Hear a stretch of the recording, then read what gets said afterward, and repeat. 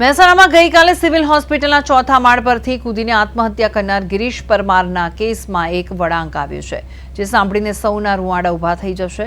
આત્મહત્યા કરતા પહેલા લખેલી સુસાઇડ નોટમાં આ યુવકને કબૂલાત કરી છે કે તેણે 6 મહિના પહેલા જ પોતાની પત્ની અને માસૂમ દીકરીની હત્યા કરી મૃતદેહ ઘરમાં જ દાટી દીધો।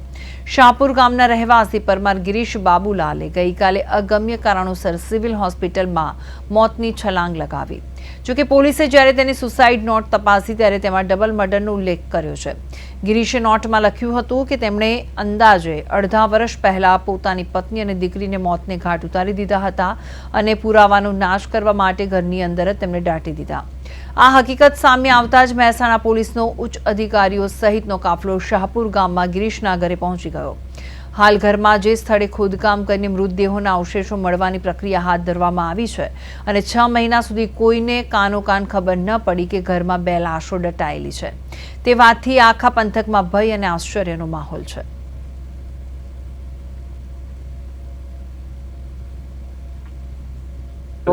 ના રોજ સિવિલ હોસ્પિટલ વડનગર ખાતેથી ચોથા માળેથી પડતો મૂકી આત્મહત્યા કરી।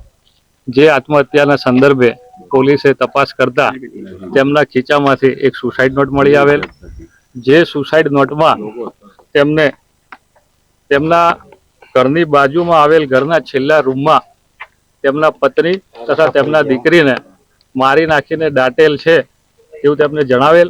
જે અનુસંધાને પોલીસે આજે શાહપુર વડ ખાતે તે ઘરમાં ખોદકામ કરતા બંને કંકાલો મળી આવેલ છે। તપાસની આગળની પ્રક્રિયા